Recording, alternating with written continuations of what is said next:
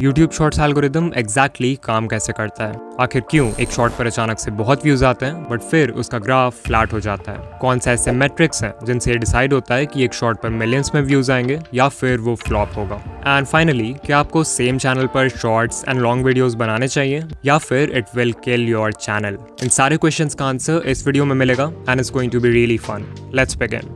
So we know कि बड़े YouTubers के शॉर्ट्स पर व्यूज आते रहते हैं और आते ही रहते हैं। बट आपके केस में शॉर्ट अपलोड करते ही पहले तो 100 या इवन हजारों व्यूज आते हैं, बट देन व्यूज का ग्राफ कंप्लीटली फ्लैट हो जाता है। चलो समझते हैं कि ऐसा क्यों होता है। तो अभी से 1 साल पहले कॉलिन एंड समीर ने एक इंटरव्यू अपलोड किया था Todd Sherman and Rene Ritchie के साथ। अगर आप नहीं जानते तो ये दोनों ही यूट्यूब के ऑफिशियल एम्प्लॉइज हैं एंड टॉड तो स्पेशली यूट्यूब शॉर्ट्स के प्रोडक्ट लीड हैं, विच ऑब्वियसली मीन्स कि वो हमें शॉर्ट्स एल्गोरिदम के बारे में बहुत कुछ बता सकते हैं। इंटरव्यू के एक पार्ट में उन्होंने बताया कि आप जैसे ही एक शॉर्ट अपलोड करते हो तो एल्गोरिदम आपके शॉर्ट के लिए एक रैंडम सीड ऑडियंस फाइंड करता है। ये सीड ऑडियंस बेसिकली एक स्मॉल ग्रुप ऑफ व्यूअर्स होते हैं जिनके साथ एल्गोरिदम आपके शॉर्ट को टेस्ट करना चाहता है, बिकॉज उसे आपके चैनल और उसके कंटेंट के बारे में अभी ज्यादा कुछ नहीं पता है। यहाँ पे रैंडम वर्ड इंपॉर्टेंट है बिकॉज हो सकता है कि वो सीड ऑडियंस आपकी टारगेट ऑडियंस हो ही ना। इन व्यूअर्स को यूट्यूब रैंडमली सिलेक्ट करता है आपके शॉर्ट को टेस्ट करने के लिए। सो मान लो वो सीड ऑडियंस आपके शॉर्ट के साथ अच्छे से एंगेज नहीं करती है तो कुछ देर बाद यूट्यूब आपके व्यूज को फ्लैटलाइन कर देगा, मतलब फिर ना के बराबर व्यूज आएंगे उस पर। और जो थोड़े बहुत व्यूज आएंगे वो मोस्टली दूसरे ट्रैफिक सोर्सेस के होंगे।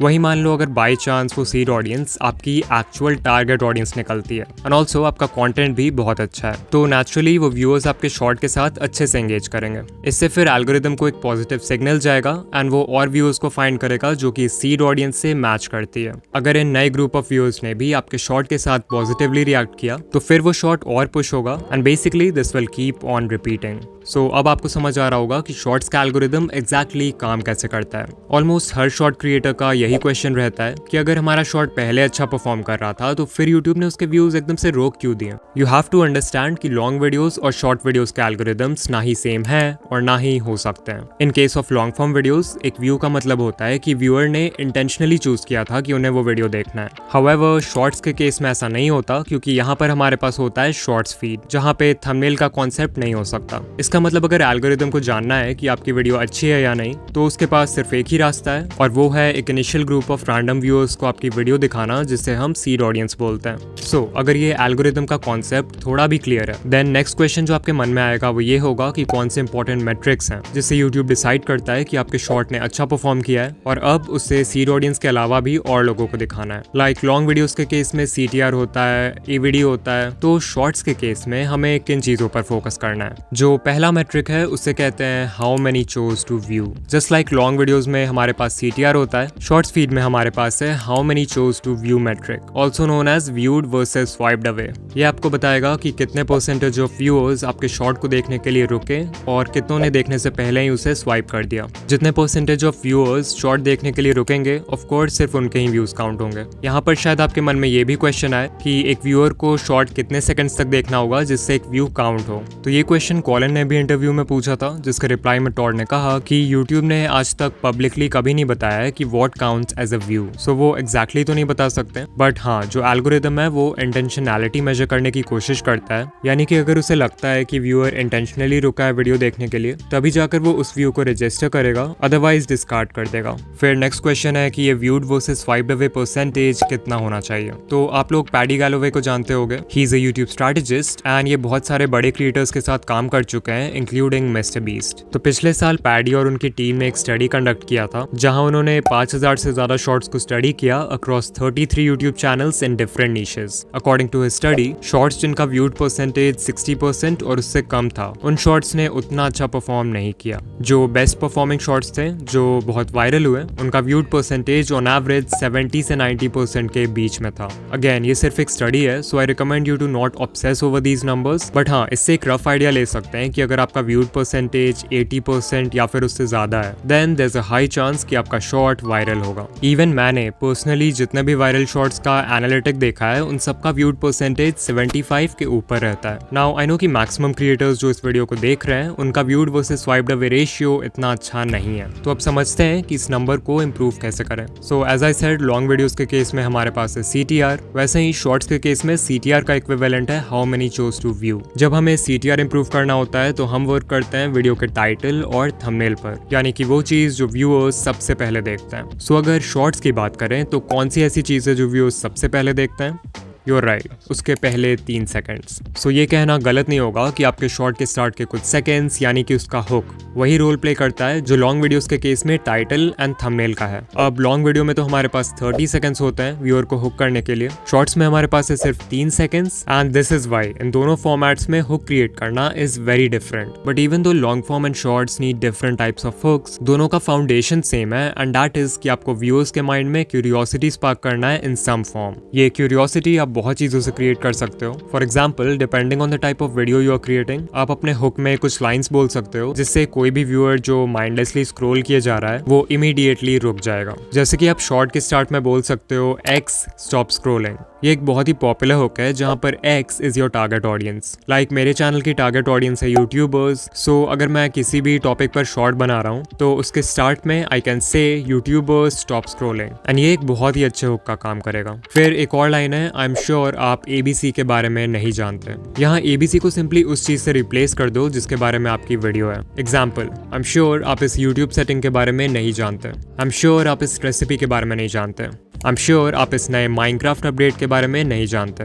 बट जरूरी नहीं कि आप लोगों को कुछ बोल कर ही हुक करो, बिकॉज जितना पावरफुल एक लाइन होता है व्यूअर्स का अटेंशन ग्रैब करने के लिए, उतना ही पावरफुल होता है एक इंट्रीगिंग विजुअल। इस पेंटिंग शॉट को देखो, इसमें आर्टिस्ट ने कैनवस के ऊपर बहुत ही अनयूजुअल वे में कलर्स को पोर किया है। बट शॉट में कुछ सेकंड्स और आगे जाओगे तो यू विल सी कि आर्टिस्ट ने पूरा कैनवस ब्लैक पेंट कर दिया। अब अगर आर्टिस्ट चाहता तो नॉर्मली भी कैनवस को पूरा ब्लैक पेंट कर सकता था, बट शॉट के फर्स्ट फ्रेम में कलर्स को ऐसे स्पेशल वे में रखने से व्यूअर्स के माइंड में क्यूरियोसिटी क्रिएट होती है कि ये पेंटिंग क्या है, आगे क्या बनने वाला है एंड सो ऑन, जिससे वो हुक हो जाता है। फिर कल ही शॉर्ट स्क्रॉल करते वक्त I came across this food channel. इसकी जो क्रिएटर है वो अपने ऑलमोस्ट हर शॉट को स्टार्ट करती हैं by tossing ingredients in the air and catching it. अब आई डोंट नो कि वो ये इंटेंशनली करती हैं या नहीं, but this is a great way to create a visual hook. लेकिन अगर आप सच में अपने शॉर्ट्स वायरल करना चाहते हो तो सिर्फ हुक क्रिएट करना is not enough. You also need a good audience retention. जब हम लॉन्ग वीडियोस बनाते हैं तो यूट्यूब का फोकस होता है वॉच टाइम पर, बिकॉज एल्गोरिदम चाहता है कि आपका कंटेंट ज़्यादा से ज़्यादा टाइम के लिए व्यूअर को प्लेटफॉर्म पर बनाए रखे।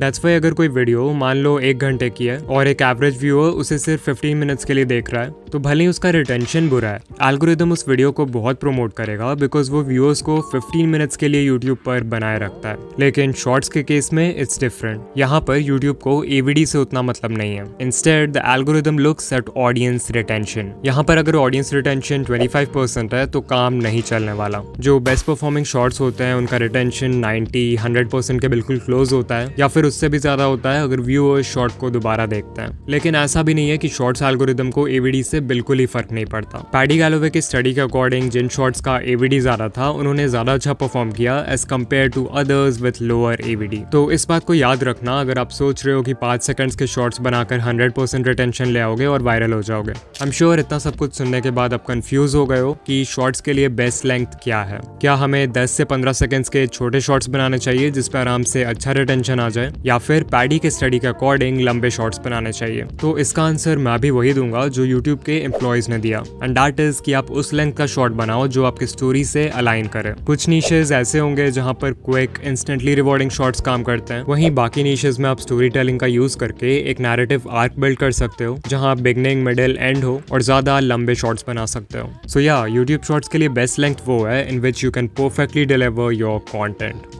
Okay, at the time of writing the script मैंने ये कम्युनिटी पोस्ट किया है कि new video about YouTube shorts coming soon, and कुछ कमेंट्स आ रहे हैं फ्रॉम पीपल सेइंग कि भाई क्या हमें शॉर्ट्स और लॉन्ग दोनों सेम चैनल पर अपलोड करना चाहिए कि नहीं। तो चलो इस टॉपिक को भी कवर कर लेते हैं। Should we upload shorts and long videos on the same channel? जब यूट्यूब देखता है कि कोई व्यूअर शॉर्ट्स फीड में आपके शॉर्ट्स को कंसिस्टेंटली एंजॉय कर रहा है, तो एल्गोरिदम उस व्यूअर के होम पेज पे आपके लॉन्ग फॉर्म वीडियोस को भी दिखाने लगेगा। अब देखो, जरूरी नहीं कि जो व्यूअर्स आपके शॉर्ट्स देखते हैं हैं उन्हें आपके लॉन्ग फॉर्म वीडियोस में भी इंटरेस्ट हो। इनफैक्ट मोस्ट केसेस में वो व्यूअर्स आपके लॉन्ग वीडियोस नहीं देखने वाले हैं बिकॉज शॉर्ट व्यूअर्स का अटेंशन स्पैन भी छोटा होता है एंड फुल लेंथ वीडियो से उन्हें वो क्विक डोपामिन हिट नहीं मिलेगा जिसकी उन्हें आदत है। And this is a problem because जब ये शॉर्ट व्यूअर्स आपके लॉन्ग वीडियोस पर क्लिक नहीं करेंगे तो उनका CTR नेगेटिवली अफेक्ट होगा, या लेट्स से उन्होंने उस वीडियो पर क्लिक कर भी दिया तो वो बहुत ही जल्दी वीडियो बंद कर देंगे बिकॉज उन्हें इसकी आदत नहीं है। एग्जाम्पल के लिए आप इस चैनल को देखो, Jake Fellman, he has 23 million subscribers, जहां इनके शॉर्ट्स पर कंसिस्टेंटली मिलियंस ऑफ व्यूज आते हैं, लॉन्ग वीडियोस पर मुश्किल से 20 के व्यूज कंप्लीट हो पाते हैं। Another channel is Dan Rhodes with 26 million subscribers, जहां इनके मोस्ट पॉपुलर शॉर्ट पे 800 मिलियन व्यूज हैं। The most viewed long form video only has 500 K views. और यूट्यूब पे ऐसे कितने सारे चैनल्स के एग्जांपल्स मिल जाएंगे जिनकी एक स्प्लिट ऑडियंस है। So what is the conclusion? Shorts के लिए एक सेपरेट चैनल बनाना चाहिए, राइट?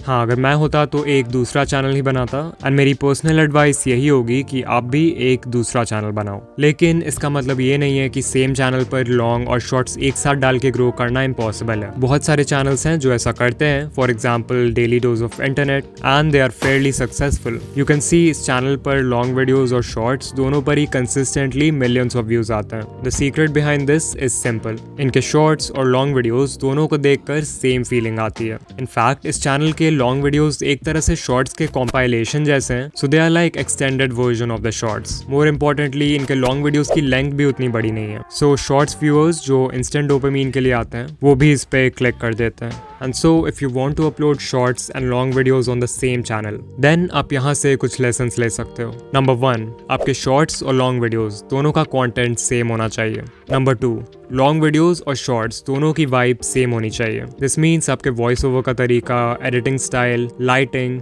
कलर और जो ओवरऑल फील है वो सेम होना चाहिए। एंड नंबर 3, जो कि सभी के लिए पॉसिबल नहीं है बट अगर कर पाए तो बहुत अच्छा है, लॉन्ग वीडियोस की लेंथ छोटी रखो ताकि शॉर्ट्स व्यूअर्स के उन पे क्लिक करने के चांसेस इंक्रीज हो जाएं।